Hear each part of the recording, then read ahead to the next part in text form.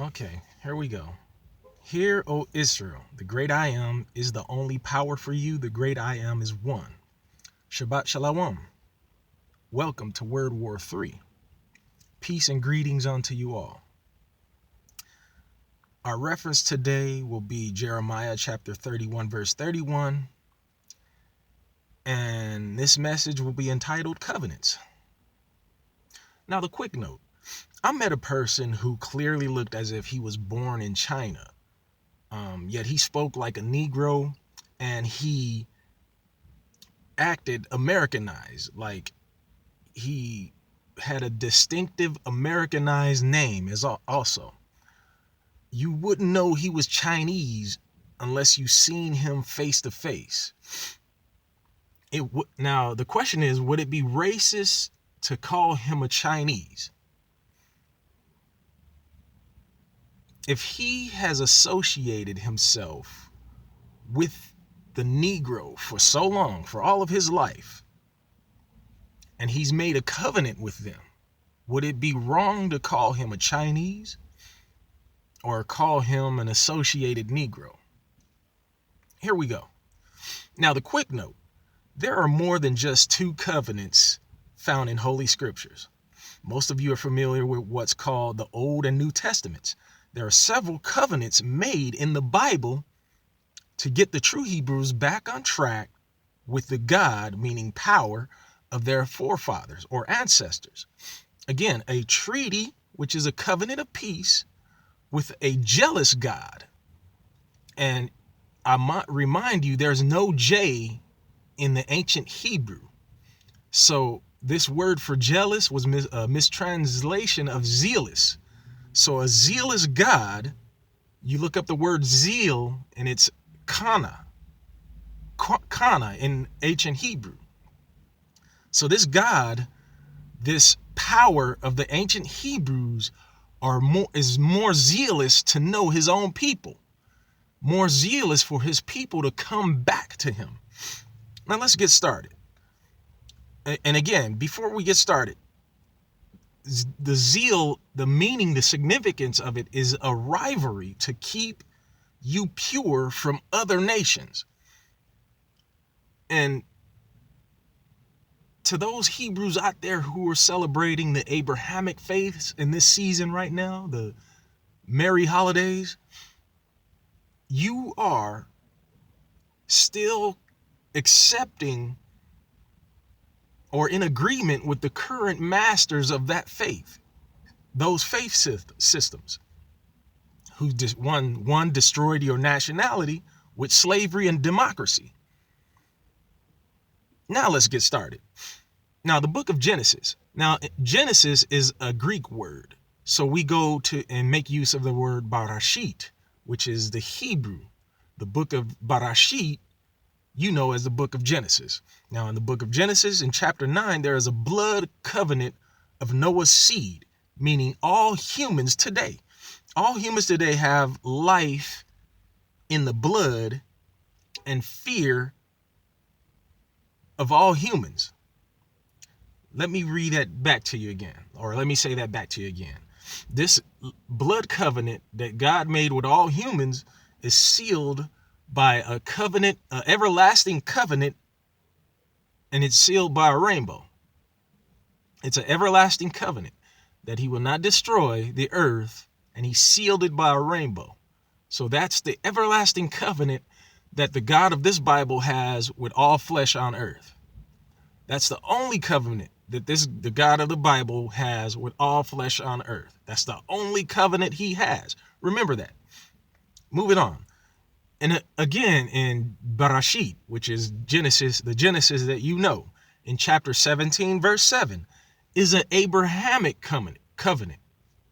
He made an Abrahamic covenant with Abraham, saying that I will establish my covenant between me and thee, and thy seed after thee. So that would extinguish anyone who's trying to say that they have gotten some kind of covenant with the God of the Bible. Because here, the God of the Bible is making a covenant with Abraham and his seed. That means whoever is born or whoever has come from Abraham's loin, whoever has been spawned from him and his descendants. No one else, folks. And it's sealed by everlasting bloody covenant of circumcision. That's how it's sealed. Genesis 17, verse 19. Again, Barashit 17, verse 19. The Isaac covenant, the covenant with Isaac. And God said unto Sarah, his wife, shall bear a son unto him. Indeed, he's saying, and shall call his name Isaac, and I will establish my covenant with him for everlasting covenant. Folks, that means forever. It is established with Isaac forever, and with his seed after him. So Isaac has a covenant with God and his seed. That means there is two, because Isaac had two children. There's a covenant with Jacob, and there will also be something with Esau, as we're going to see later on in this reading. An everlasting covenant. Now, the covenant that Jacob has, or excuse me, the covenant that Isaac has with his son Jacob is prophesied by their father Isaac. He's saying this is what they'll get later on in the future. But again, that everlasting covenant falls under Jacob's lineage. It does not fall under Esau's lineage, although he is prophesied to be given things. He's not given the everlasting covenant which Jacob's children have in this reading, or have in the Bible, excuse me. And again, in Exodus, and this Exodus is the true Hebrew Israelites leaving Africa, leaving Northeast Africa, which they call Egypt. And this verse here in Exodus chapter 19, verse 5, it says, a peculiar nation with a peculiar covenant. So if you have this peculiar covenant, you're going to know that you are the children of Jacob, Israel. You're going to know this. And nobody's going to have to tell you, because there's power behind it. Let's keep going. And again, in Exodus chapter 34, verse 10, a covenant of the nation of Israel, a wonderful covenant. Again, by no other nation this has been done. A covenant that the true people of the book will know it speaks directly of them. And no other false nationality or pretenders of a certain faith system can say this once they know what this activation does to them. In the book of Joshua, here's another covenant that is made. Joshua and the covenant on statutes and ordinance in the land of Shechem with the Israelites only. He didn't make any covenant with the Canaanites, which dwelt among them at the time, which were subservient to them, and some of which were actually made covenant, like some of them which actually made covenants with the Israelites at that time. But he didn't make it was not a covenant with them. This covenant that Joshua is making in Joshua chapter 24, verse 25, is a covenant for the Israelites only and their descendants, as you'll see coming up. And again, in another covenant made in the book of 1 Kings, Malachim, Sephar Malachim, which is chapter 1, verse 9. The Zoheleth is a place of collective agreement for all Israelites. You want to know what your activation is? Go on and figure out what the Zoheleth is. Meaning it's a crawling stone or a serpentine stone meant for your activation, you Hebrew Israelites out there. This book was taken from you and given a translation so that you would not fully understand the whole reason why your ancestors were told not to read legally. Here we go. In the second book of the Kings, the Malachim, and the king stood by a pillar and made a covenant before the Lord to walk after the Lord and to keep the commandments and his testimonies and his statutes with all their heart and all their soul to perform the words of this covenant that were written in this book. And all the people stood to the covenant. Your ancestors stood to the covenant. Again, these ancestors were Hebrew Israelites. It was no other nation there during the king. Again, and here we're going to read Jeremiah chapter 31, verse 31. Behold, the days come, saith the Lord, that I will make a new covenant. And Christians use this. Abrahamic faiths use this verse right here. Remember that. Behold, the days come, saith the Lord, that I will make a new covenant with the house of Israel and with the house of Judah. Now, the new covenant, they say, is the new covenant. And they're saying that, any person or nation can become a Christian by the new covenant. Right here, Jeremiah is saying that a new covenant will be made. The days come, saith the Lord, that I will make a new covenant with the house of Israel and with the house of Jacob. Now let's see how this plays out. If you go into the book of the Hebrews, which is a new covenant book, if you go in the book of the Hebrews, you'll see that it says, quote, in that he said a new covenant, he had made the first old. Now this is the writer of the Hebrews, the writer to the Hebrews, saying that he said that God has said in the Old Testament, a new covenant, he had made the first old. Now that which decayeth and waxeth old is ready to vanish and perish. That Old Testament is an everlasting covenant. And the only part, get this folks, the only part that has been done away with is the part of animal sacrifice. The place that your Messiah takes, the guiltiness that he takes away.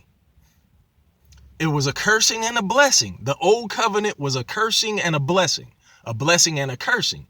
The cursed part is gone away with. And somebody has taken this away from you true Hebrew Israelites. And you don't know that the curse has been done away with. You're following the translation and transliterations of some human trafficking, murdering, lying thieves. I need y'all to wake up. You need for yourselves to wake up. You indigenous people, you Native Americans, you blacks, Hispanics, and you mulattoes out there that are still celebrating the things that these captors have placed upon you. And you white folks as well out there. You need to wake up too. Now, the Messiah of the true Hebrews made a new blood sealed sacrifice, a covenant, a treaty to extend that old covenant, which was blood treaties and stuff like that. He wanted to extend it without the sacrifice. Now you can see Luke chapter 22, verse 20 for that upper room last supper.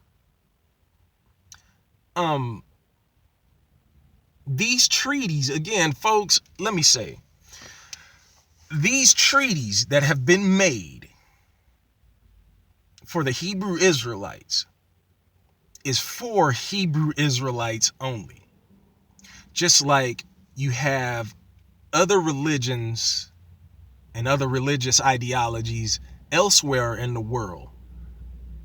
It is a covenant relation between the people of those lands and their ancestors or their ancestors' gods.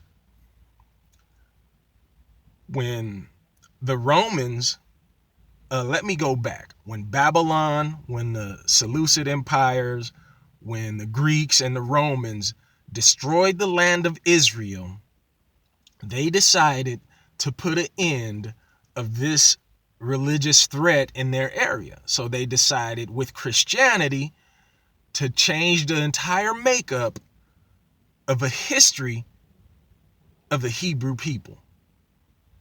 And what you are getting, even today, when Christianity tries to explain the wrongs of Easter, the wrongs of Christmas, and the wrongs of basically the renaming of months and all that stuff, when they try to re-explain it, they're going back to their root system of slavery. That's what Roman law is. And it was forced upon the indigenous people of the planet.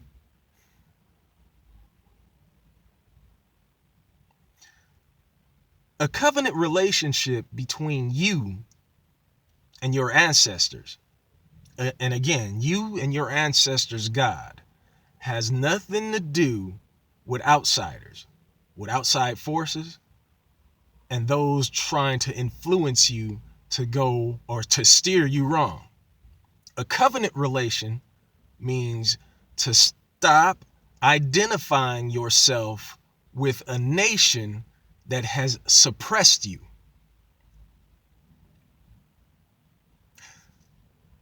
I'm going to end this segment here. I am your Hebrew Israelite.